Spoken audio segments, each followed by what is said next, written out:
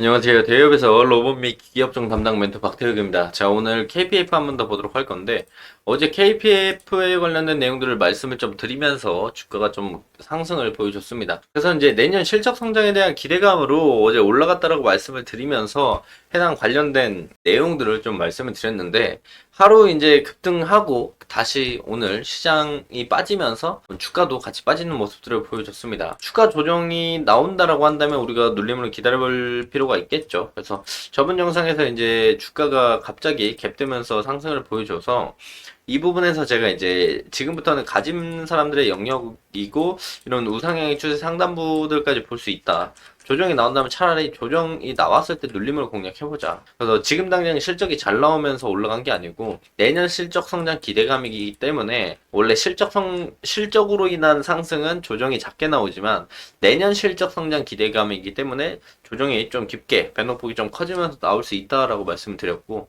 오늘 조정이 좀 나오는 모습들 그래서 내일 반등을 하면 제일 좋은 모습들을 보여주겠지만 내일까지 이제 조정을 맞는 국면에 들어온다 그렇다면 우리가 생각을 했던 그 눌림목에 대한 자리들을 좀 줄 가능성도 없지 않아 있다라고 말씀을 드리면서 뭐 해당 내용들에 대해서 이제 KPF가 뭐 내년에 이제 실적 성장에 대한 부분들을 괜찮게 생각한다 아니면 주주분들 생각을 하시는 분들이 있다면 시나리오를 여러 가지 말씀드릴 건데 그 시나리오들을 생각을 하면서 대응을 해 나가면 좋을 것 같습니다. 자, 바로 본론으로 들어가서 볼 건데 자, KPF 어제였죠? 어제 제가 영상을 찍을 때 한 5천, 한 700원대, 요 가격대에서 왔다 갔다 하는 모습들을 보여줬습니다. 그러면서 갭되면서 올라갔던 이유에 대해서 이제 실적 좋아질 거고, 화산업 사업 턴어라운드 할 거고, 큰 폭으로 실적 올라가면서 조선업 슈퍼사이클에 대해서 수혜를 받을 거다. 그런 부분에 대해서 말씀을 드렸죠. 그러면서 이제 추가적으로 말씀을 드렸던 게 저점이 이만큼 높아졌으니까 고점도 이만큼 높아지는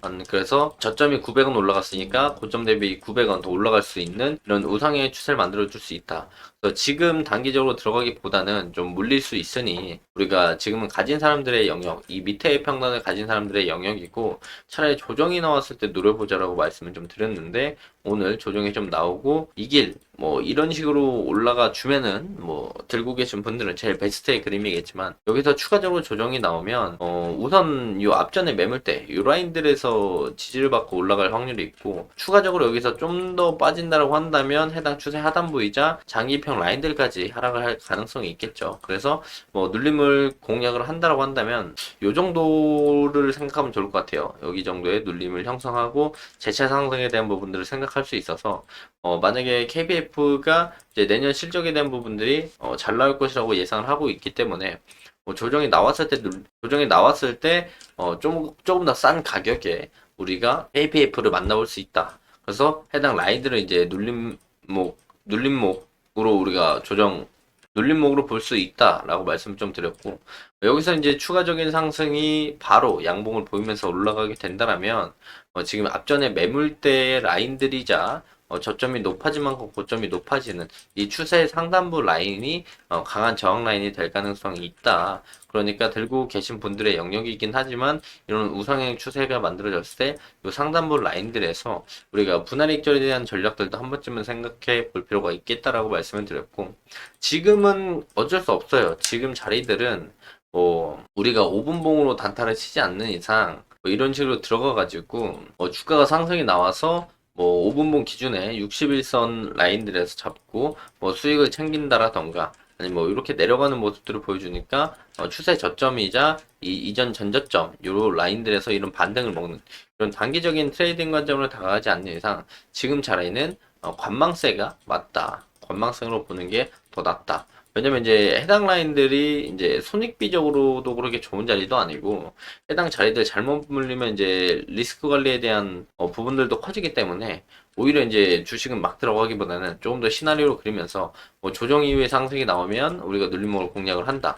뭐 추가적인 상승이 나와서 고점에 터치하면 들고 있는 부분들은 익절에 대한 전략들을 가져가고 추가 상승이 나왔을 때 절반 익절하고 절반은 추가 상승을 본다 라던가 아니면 뭐 내려왔을 때 5일선 꼬리를 이렇게 달고 반등이 나오는 거를 시나리오를 생각한다면 5일선 이탈에 대한 부분들을 좀 생각을 하면서 뭐 꼬리 잡기를 노린다 뭐 이런 시나리오들을 다 그려보면서 KPF를 대응해 나가야 된다. 근데 개인적으로 이제 리스크 관리 손절을 잘 할 수 있는 분들은 오일선 꼬리 잡기를 좀 생각하는 것도 나쁘지 않는 방법이지만 걔는 이제 손익비적으로 리스크 손절이 잘 안 돼서 이런 자리에 잘못 잡았는데 주가가 이런 식으로 하락을 해버리면은 그 부분에서 이제 리스크 관리가 더 어려워지거든요. 그래서 차라리 마음 편하게 장기 이평선 라인이자 21선이 올라오는 요 부분 라인들에 대한 우리가 손익비 괜찮은 자리에 주지 않으면 안 사겠다 이런 마인드로 좀 기다리는 것도 나쁘지 않은 방법 중에 하나라고 생각해요. 그리고 좀 큰 그림으로 봤을 때는 엄청난 큰 거래량이 나온 건 아니지만 그래도 이제 작년 7월부터 근 1년간 중에서는 그래도 거래량이 좀 나오는 모습들을 보여준다. 그러면서 주가가 올라오는 모습들을 보여주니까 내년 실적 성장에 대한 기대감들을 좀 가져가면서 오히려 조금은 더 싼 가격에서 우리가 KPF를 공략해보는 걸 생각을 해보시면 좋을 것 같습니다. 자, 금일 리뷰는 여기서 좀 마무리하도록 할게요. 뭐 크게 바뀐 게 없고 그냥 오늘 시장이 전체적으로 빠지면서 같이 조정을 받았다라고 생각을 해주시면 좋을 것 같고 그래도 이제 어제까지 수급을 우리가 확인해 본다라고 한다면 외국인이 잔잔바리로 들어오다가 어제 좀 들어왔죠. 오늘 좀 팔았고 기관 쪽에서는 이제 투신이 들어왔다가 아직 매도하지 않는 모습들을 보여주는데 추가적으로 투신과 외국인에 대한 순매수가 들어오는지 또 우리가 체크해 보면 데일리로 좀 보기 좋을 것 같다 말씀을 드리면서 만약에 조정이 나왔을 때 이 눌림에서 이제 투신이나 외국인에 대한 순매수가 좀 많아진다